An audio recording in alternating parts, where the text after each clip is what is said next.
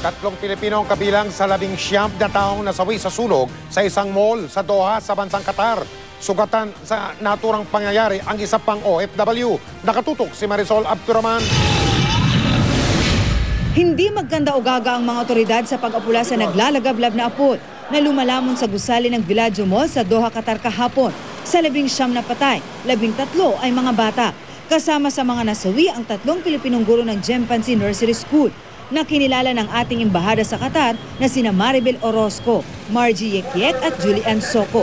Hindi pa malinaw ang dahilan ng sunog, pero ayon sa ilang report, nagmula raw ang apoy sa isang child care area na nasa kanlurang bahagi ng mall. Ayon sa Qatari Civil Defense, pinilit nilang iligtas ang mga bata pero hindi na raw nila kinaya ang matinding init. Ayon sa ating Department of Foreign Affairs, namatay raw ang mga Pilipinong guro dahil sa matinding usok. Namatay dahil sa smoke inhalation doon sa nangyaring sunog sa Qatar, specifically doon sa Villaggio Mall sa Doha. Patuloy namang ginagamot sa ospital ang isa pang OFW na si Michael Orozco. Ligtas na siya sa kapahamakan ayon kay Qatar Ambassador Press Relasyon. Ayon sa DFA, undocumented ang 3 nasawi na pawang tourist at business visa lamang ang gamit. They went there as tourists. So baka hindi ho sila dumaan sa proseso ng as workers, Bagamat undocumented, ang 3 Pinoy na nasawi sa sunog sa Qatar, ginagawa naman daw lahat ng gobyerno ang paraan para sila'y matulungan. Una na nga rito, ang paghahabol para sa kanilang benepisyo at nang maiuwi agad ang kanilang mga labi sa bansa sa lalo madaling panahon. Yung tulong ng OWA ay sa pamamagitan ng services, no? So yung repatriation service na yan at pagdating sa airport, nandyan ang OWA repatriation team para tumulong na ma-facilitate yung pag-release ng human cargo. Muling nagpaalala ang mga otoridad sa mga mangingibang bansa, lalo na sa mga naghahanap ng trabaho. Kailangan dumaan sa tamang proseso, para they're always protected. Marisol Abduraman, nakatuto 24 oras. Sa iba pang balita, isang sanggol ang inabandona sa isang plant box sa Quezon City. Sa kabutihang palad, nasagip ang sanggol ng mga rumurondang tanod at ngayon, nasa mabuti ng kondisyon. Nakatutok si Jamie Santos.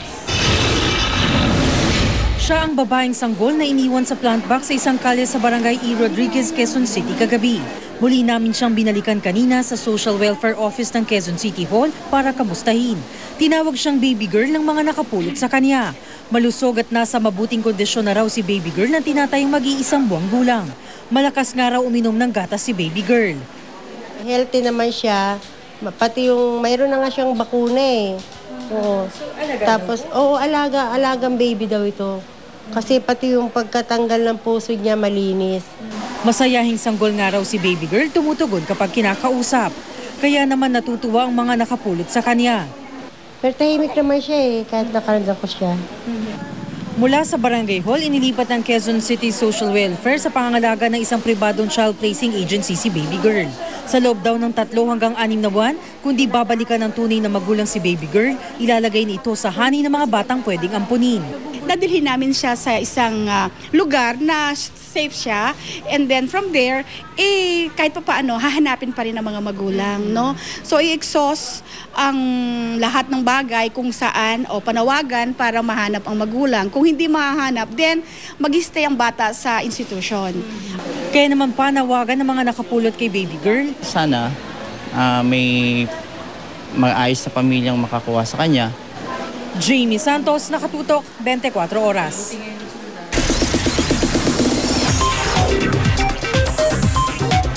Chika Minute!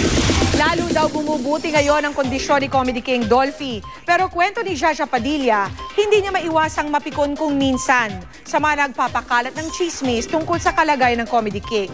Ang chika hatid ni Lars Santiago. Masaya raw si Jaja Padilla tuwing nasa shooting ng pelikulang I Dubi-Dubi-Du. Kasama ang mga co-star niyang sina Gary Valenciano, Eugene Domingo at Ogie Alcacid. Inspirado raw sila dahil mga kanta ng Apo ang gagamitin sa movie musical. Siyempre masaya naman. Ilang beses ko nakatrabaho ang Apo. Talagang palaging masaya silang kasama. And alam naman ng lahat ng music ng Apo eh. So, sa palagay namin, magugustuhan ng mga tao ito. Hindi lang ito ang nagpapagaan ng pakiramdam ngayon ni Jasha, kundi pati na ang magandang lagay ngayon ng partner niyang si Dolphy. Nag-aaya ng araw itong mag-abroad. Talagang gustong-gusto niya mag-abroad. So, kung mapapayagan siya ng doktor niya, oo. Kanya lang since, lalo na ngayon, yung panahon magulo. Mainit, very humid, tas uulan, maaraw, hindi ba? Madaling magkasakit eh. Halos linggo-linggo na lang ay kumakalat ang balitang wala na si Dolphy. Kaya kung minsan daw, hindi na alam ni Jasha kung ano ang mararamdaman. Minsan, ganun nga, matatawa ka. Minsan, mapipikong kasi parang depende na lang sa mood namin eh. Minsan nga, sabi ko, ano ba yan? Pag nakikita ba tayo sa ospital? Nagpunta ako ng ospital ng week na yun eh. Tapos kinabukasan may balita. Sa July, ipagdiriwang ni Dolphy ang kanyang 84th birthday. Pero wala raw malaking plano si Jasha at ang mga anak ng Comedy King. Wala, kasi nga hindi naman siya pwedeng ma-expose sa mga tao eh. Oo, so simple lang. War Santiago, updated sa Showbiz Happening. Abangan, pagnanakaw sa isang CCTV camera, nakunan din mismo ng naturang CCTV. Multa para sa mga mahuhuling jaywalker, mas mahal na. At sa Cebu, isang patay at 4 ang naospital matapos umanong malason sa kinaing danggit. Sarap na naman. Walang patid na pagtutok dito lang sa 24 oras.